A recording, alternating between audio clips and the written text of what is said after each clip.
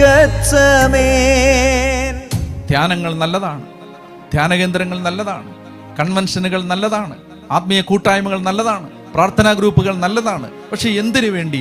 ഈ ലോകത്തിനു വേണ്ടിയാണ് നമ്മൾ ഈ ആത്മീയതയുടെ പിന്നാലെ മുഴുവൻ നടന്നതെങ്കിൽ ഈ ഓട്ടം മുഴുവൻ വെറുതെ ആയിരുന്നു. മോഹങ്ങൾ കൂടി എന്നതായിരുന്നു വിശ്വാസത്തിന്റെ വളർച്ചയായിട്ട് നമ്മൾ കണ്ടത്. ക്രിസ്തുവിനെ നേടുക, ഈ ലോകത്തിനപ്പുറത്ത് ഒരു ജീവിതമായിരുന്നു അവരുടെ ലക്ഷ്യം. അവർ ഈ ലോകത്തിലുണ്ടായിരുന്ന കാര്യങ്ങളല്ല വിലപിടിപ്പുള്ളതായിട്ട് കണ്ടത്. പ്രാർത്ഥിച്ചതിന്റെ ലക്ഷ്യം ഈ ലോക കാര്യങ്ങൾ നടക്കുകയായിരുന്നില്ല, അത് അവരുടെ അവസാനത്തെ ലക്ഷ്യം പോലും ആയിരുന്നില്ല. നമ്മുടെ ആത്മീയത എവിടെ എത്തി നിൽക്കുന്നു?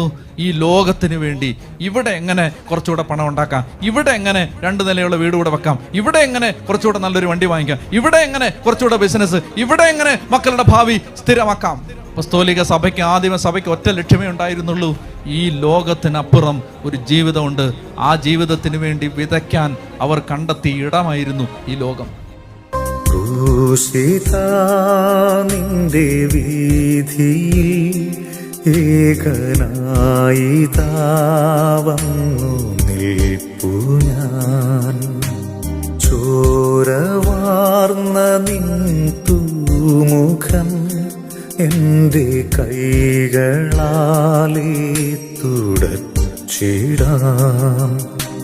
ക്രൂശിതാ നിന്റെ വീതിയിൽ ഏകനായി താവന്നു നിൽപ്പു ഞാൻ.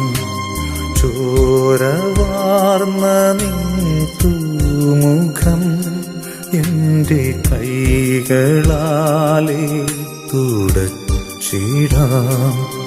എനിക്കായി ക്രൂശിലേറി ബലി നൽകി നിൻ ജീവിതം